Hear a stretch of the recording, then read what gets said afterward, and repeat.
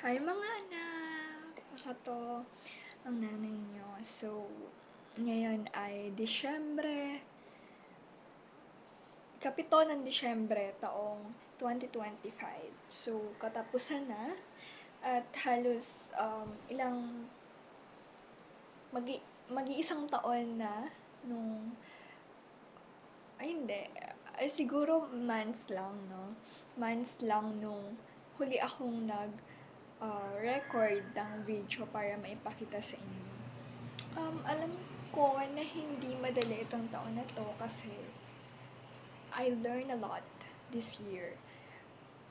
I have so many regrets, I have so many accomplishments. But those accomplishments are not that big na um, parang sakto lang sa growth ko. Yeah, step by step, small steps, ganon. Pero proud na proud pa rin ako kasi it's part of my journey and sana kayo din maging proud sa sarili nyo if ever na makita ko kayo or mamit ko kayo in the future. Sana katulad ko rin kayo na hindi ka agad susuko kahit na sobrang hirap. So, ayun nga, I am taking Bachelor of Secondary Education, major in Science. So, sana mahalin nyo ang siyensa katulad ng pagmamahal ko sa siyensa. Kahit na hindi madali na unawain, hindi madaling pag-aralan ang subject na ito. And sana ay share ko sa inyo yung mga natutunan ko this year. At sana ay magpatuloy pa ako para sa inyo. Sana ay hindi ako mawala ng motibasyon na magpatuloy. Sobrang nakaka-proud dahil hindi ako sumuko. Akala ko titigil na ako sa pag-aaral. Akala ko magpapahinga muna ako, but yet I am here. I'm showing up. I'm trying, always trying, and doing my best. At ngayong taon, yun yung sobrang proud ako. Masasabi kong naging proud ako sa sarili ko dahil I've accomplished it. And the first semester ended, and grabe. It was so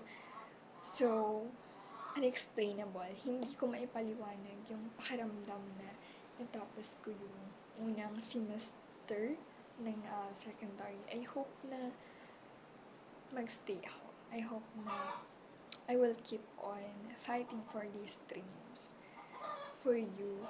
And syempre, para sa hobby ko in the future. I hope na if mapapanood mo to, look, I cut my hair again. Hindi ko kasi matiis na hindi talaga magpa-haircut. So, ayan. Gusto ko lang sabihin na I am just so proud of myself for letting myself grow and not rushing everything. Merong kakaiba sa pakiramdam na I'm being slow, but also making sure that I am better than before, and also I am happy of what I'm doing in my life. So I hope na hindi talaga mawala yung drive ko to continue and to get what I really deserve in life. Marami pa akong dapat matutunan, lalo na sa 2026 na magto-20 na ako. At ang masasabi ko lang is, I hope na matuto ako maging financially stable, matuto ako na i-cut off or avoid yung mga bad habits ko. Especially yung pagpo-procrastinate and